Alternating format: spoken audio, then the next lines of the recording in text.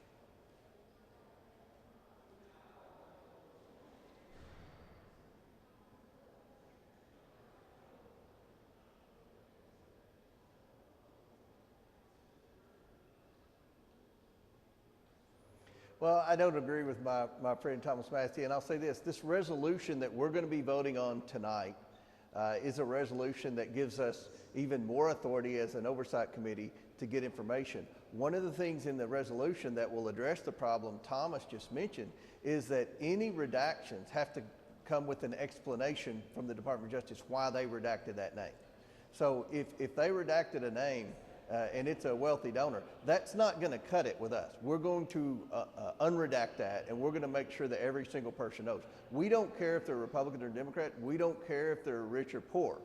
We want the truth to the American people. That's what my committee's been tasked to do, and that's what we're going to do. And we had a good bipartisan discussion with the victims yesterday. It was just as many Democrats in the room as there were Republicans, and we heard their terrible stories.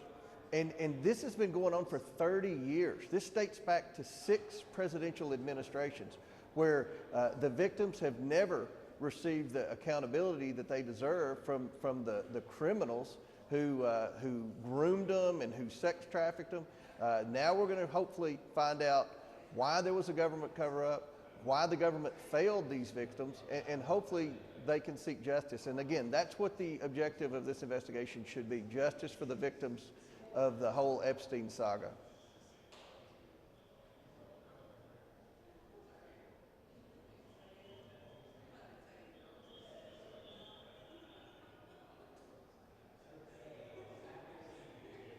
Well, we're already doing that. I mean, we've already posted a bunch of documents, and I don't think the discharge petition is necessary. And Wolf, I don't think that they'll get the Republican signatures on there to even require the discharge petition to be on the floor. We're already 4 or 5 steps ahead of what the discharge petition wants to do. The discharge petition would honestly only slow us down because we'd have to wait for the Senate, and you know how slow the Senate is, to approve that. We're moving forward. We've been doing this for about 4 weeks now. We've already deposed former Attorney General Bill Barr. We have a date set to interview Alex Acosta, and that's going to be a tough interview. That's, again, Barr and Acosta are both Republicans.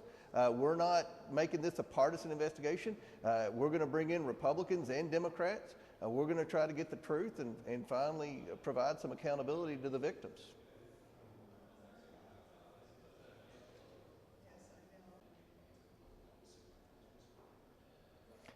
They're wrong because the resolution gives us even more authority than what the discharge petition does. And as I said earlier, the resolution requires the Department of Justice to explain why they redacted a name or a certain part of a document. So I think this is a better deal.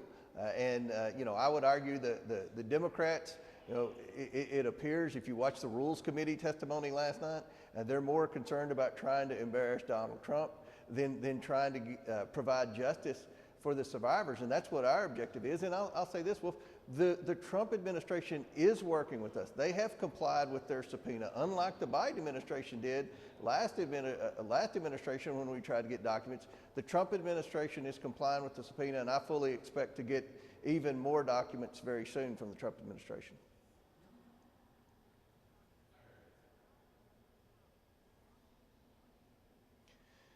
Well, certainly there are interviews that we would like to read the transcripts from. That's obviously, well, all of them. Everybody that was interviewed throughout the prosecution of Epstein and Maxwell, we would like to see all of that. I know Pam Bondi requested that some of that be unsealed, and the judge denied it. We're going to continue to pursue that. We want to get every ounce of information that's out there. This is a sincere investigation, and I've told my new ranking member on the committee, Mr. Garcia from California, look, we want to make this bipartisan. And this is an opportunity for the Democrats to work with the Republicans. Again, the objective has to be to get the truth to the American people, as well as to provide justice for the victims, not just trying to embarrass President Trump or former President Bill Clinton. We want to get the truth to the American people. And again, the Trump administration is working with us, turning over the documents. It's a lot of documents. 34,000 documents was a lot to gather. They gathered them quickly, turned them over. We expect more documents. As soon as we get them, we'll make them public.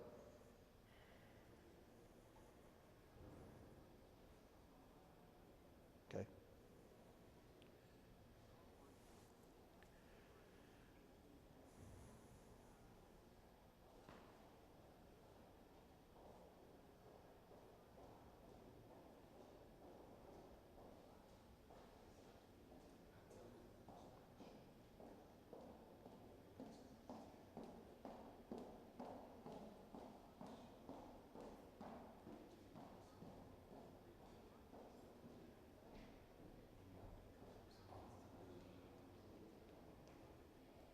Well, we're going to do that, and we're working with the attorneys. Yesterday, the 6 victims were represented by 4 attorneys. The attorneys are giving us names. Look, if they have names of people that were on the Epstein Island, we will make those names public once we verify, that they were on the flight logs and everything else. We want to provide transparency, and we want to provide accountability. So we're going to do everything that the victims requested in your clip that you just showed, as well as the private meeting we had in a bipartisan manner yesterday.